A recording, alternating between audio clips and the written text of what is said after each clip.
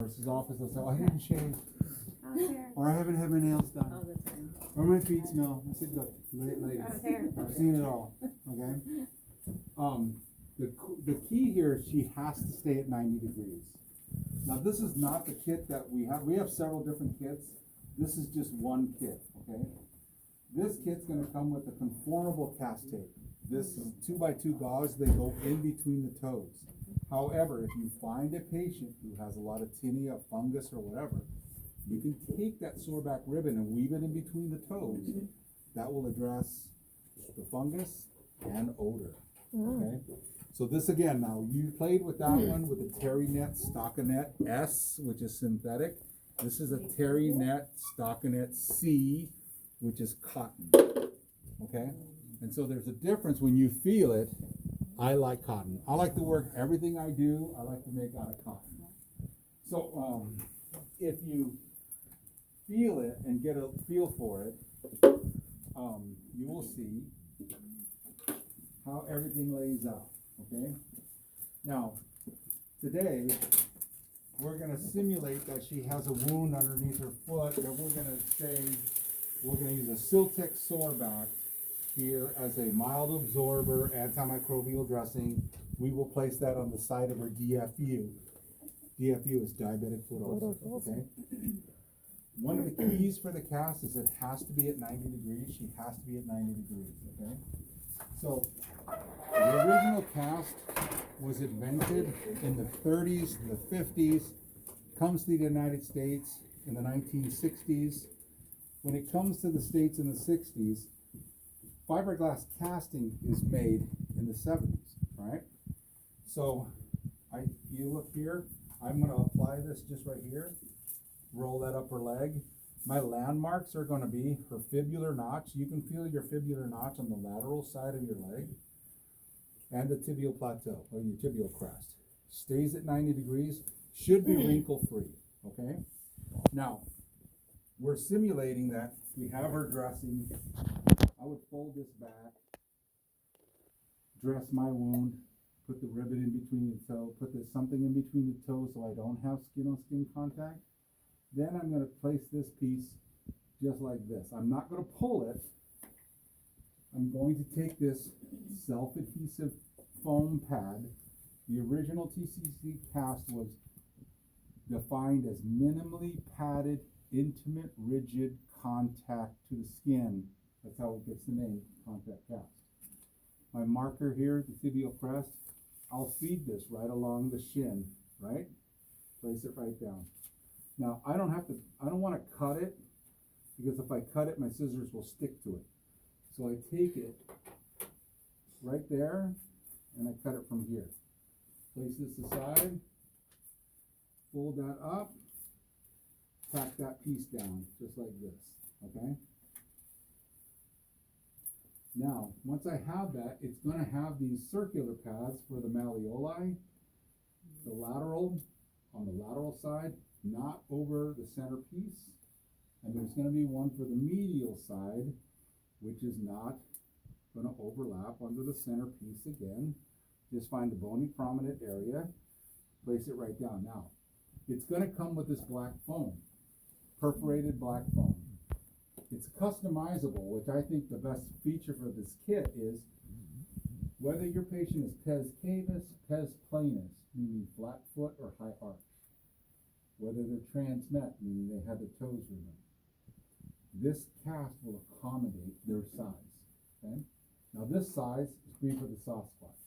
Well, she's not the soft spot, so I only need half of it, okay? When I take half of it here, okay, I can peel this away. Looks like it's stuck to peel. In the car.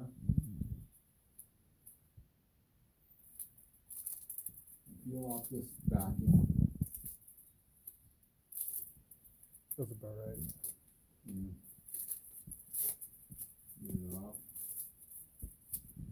And you don't want to have, remember, less is more with this cast, okay? I'm going to put it on here. I'm going to squeeze it around the toes, pinch it. Once I pinch it, you can see that it makes a little template mark. my scissors, cut away from the patient, just in case she has a splayed toe, an extra toe, you don't remove it, okay? Good. But you can see the only purpose of this foam is a bumper between the heel and the toe. It's gonna be incorporated, so it's gonna absorb that shock. The more padding I put that's gonna go over the wound, the more shear force I'm gonna allow for. Now here's our Specialist 100. I like to cover just the cover. It's only for the removal process. Now I want to wrap it distal to proximal 50 over 50 as tight as I can. And I'll show you what happens. Hold this and go ahead and pull it. If you pull it too tight, it just automatically will just disintegrate because you can possibly overcompress cast padding, especially synthetic. So I like to use cotton, cotton, cotton. I'm going to wrap it here, distal to proximal, as fast, as snug as I can, as wrinkle-free as I can, just like this, okay? Now, once I have that there, I want to do something called 2 horseshoes. The horseshoe is so that I have padding on the Achilles, just like this.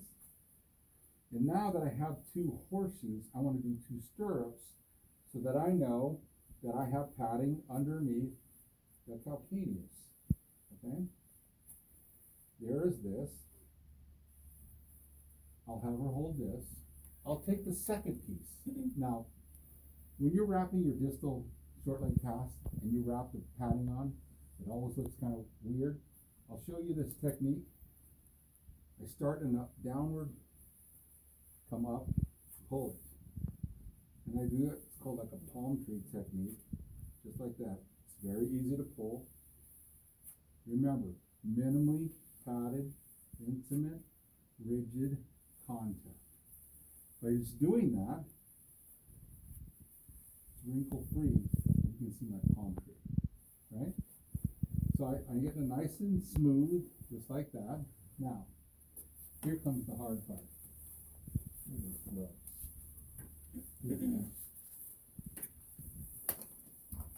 I'll take this water, take these gloves, and I'll show you my water and my board. The board is one of the key components to the kit, because you want to make a flat surface that's going to make the weight dispersion equal on the bottom into the conical portion of the cast, okay? So, what's the difference in the fiberglass? Is our fiberglass comes with 5 rolls. 3 rolls of 3-inch, 2 rolls of 4-inch of conformable cast tape.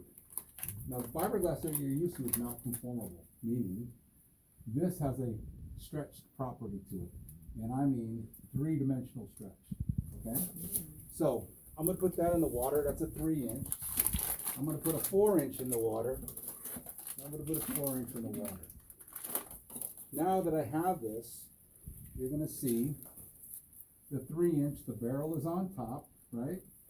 I'll start back here. I'm gonna go around the foot, maintaining a 90 degree. I'm gonna come around twice. Now you'll see the conformability when I do this, okay? As I do this, a 50% overlap, distal to proximal, no figure 8, okay? I'm just taking advantage of the conformability. I'm staying close to the body, and I'm giving that tension, okay? Always end the tape on the tape you're working with. I leave it right there. I reach in here, I take out a 4-inch roll, I start at the toes, going 50% overlap, right? Distal to proximal, no figure 8, going figure 8, see I'm close to the body, giving tension as I roll. Some of the things that people will try to do, I leave a little bit of cuff at the top, okay? One of the things that's important that you not do, and I'll show you here, don't do this, but I'm gonna show it to you anyway, is when you get away from the roll. Don't get away from the roll, okay? Meaning, if I'm doing this and I'm trying to lay it down, I could overcompress that. Keep it close. So I want to stay close to the body, I stay in control. Now I'm going 50% overlap, proximal to distal. Again, I'm gonna figure 8, nope, right around the heel. You'll see that it's nice and conforming, right? That's one of the features of this tape. So, I'll finish it up here, and then I'll start to laminate it, and I'll show you how I'm gonna laminate it. Lay that down. I'm gonna take my board, and I'm gonna put pressure here on the bottom, okay? Now, I wanna have her at 90 degrees, not have her press. When I laminate the cast, my landmarks of the malleoli, from here to the gastroc insertion, what I'm trying to do is capture the calf. The length is important because the more surface contact as the weight is being dispersed into the calf, the better the mold here, the more I can capture her calf, okay? Now I'm less laminating it here. The more I laminate it, the smoother it becomes, right? But the mold, never, don't pinch on the malleoli, just get behind it to the gastroc insertion. That's just in here, okay? That's all I'm trying to do. Now she's gonna feel some exothermic reaction, normal. Notice the top, I didn't finish to the top, okay? The nice thing about the customization of the cast is, if my patient weighs 240 pounds or more, I would use all 5 rolls. But for her, she's petite, so I just use 3, okay? So here, the more I laminate it here, the more the fuses, the 3 layers fuse together is 1. And I'll show you something. It's almost set. But when I show you here the bottom, see how flat the surface is on the bottom? That's what I'm trying to do, because that equal weight dispersion pushes the weight in here. 31% of her weight is here, 54% of her weight will be here, 10% at the midfoot, 5% at the site of the diabetic foot ulcer. So if your average patient weighs 240 pounds, what is 5% of 240? 12. 12 is correct. Right? So, the 2 goals of the cast were to offload the wound, reduce shear. Okay? Shear. Shear is movement. So if you put too much padding, you're going to allow for movement. Right? So you'll see that's just done here. I'll take that board away. Now, I don't need these gloves anymore. I still have this extra cotton. I worry about the rough edge, right? So I can take this, fold this in half here, and it's up to you how much padding you want to put. But it doesn't have anything to do with the cast at this point. All I'm going to do is put it around the edge, okay? When I fold it around the edge here, take this flap, fold this down, and I'll leave it just like this. Once I do that, you can feel the cushion that it's created. My fibular notch is my model, my landmark here. I need to be below the fibular notch because there's a nerve here. You know what nerve that is? Somebody? Anybody? Perineum. Perineum. If I put pressure on that perineum, she'll get foot drop. Now the problem with these patients is they don't have very good sensation in their foot. That's why it's important. Okay? Can't create that. So who said that? Nice. Now what I want to do is let's get rid of this mess, right?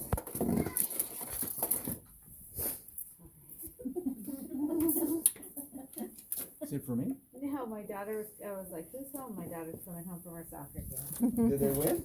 She did. She got player of the game. Yay! That's what we expect, right? Of course. It took a while. It took a while. To get Well, you know, she's on her own pace.